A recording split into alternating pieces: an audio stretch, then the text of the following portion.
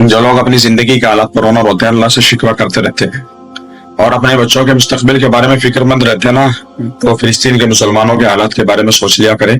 वहां के मासूम बच्चों को देख लिया करें जो फाके की वजह से जिनके जिस्म की हड्डियां तक नजर आने लगी। 50,000 से ज्यादा मुसलमान शहीद हो चुके हैं, लेकिन वो इस्तिकामत के पहाड़ बने हुए। अगर हकीकत में ईमान वाला देखना है ना, तो फिलिस्तीन के मुसलमानों को देख लो, जिन्होंने अपने ऐश और आराम को कुर्बान कर दिया अल्लाह के घर बैतुल मक़दिस की हिफाजत के लिए।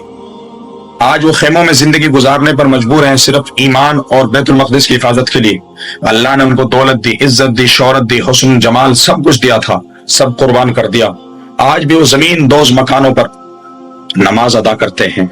हम और आप एयर कंडीशन वाली मस्जिद में भी नमाज नहीं अदा कर पाते। मुसलमानों बताओ, ईमान वाले वो हैं हकीकत में या हम हैं? और वहां के हालात के बारे में एक साफी जब गजा पट्टी में रात को पहुंचता है ना इन्वेस्टिगेशन के लिए, तो रोने की आवाज आती है। एक बच्ची उसको नजर आई दूर से, उसके करीब पहुंचता है तो देखा 2-2.5 साल की एक बच्ची रो रही है और अपने माँ बाप को तलाश कर रही है और अपनी भूख का इजहार कर रही है।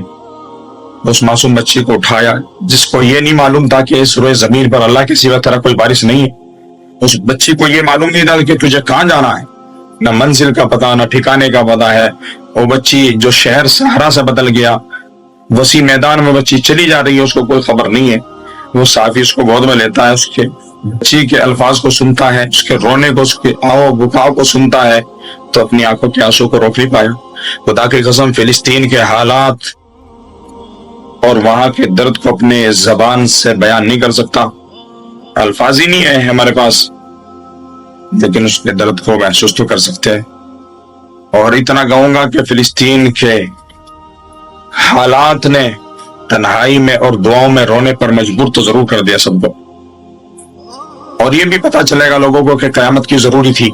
अल्लाह ये भी देख रहा है कि अहले अरब के पास दौलत थी, सब कुछ था, लेकिन वो मुसलमानों के दुश्मन अमेरिका को माल दौलत पहुंचा रहा था और वहां फिलिस्तीन में बच्चे भूख से मर रहे थे। यूं मिन तशख़्ख़ुस फ़ी अल-अब्सार, अल्लाह ने एक दिन मुकर्रर कर रखा है, अल्लाह उसका हिसाब लेगा।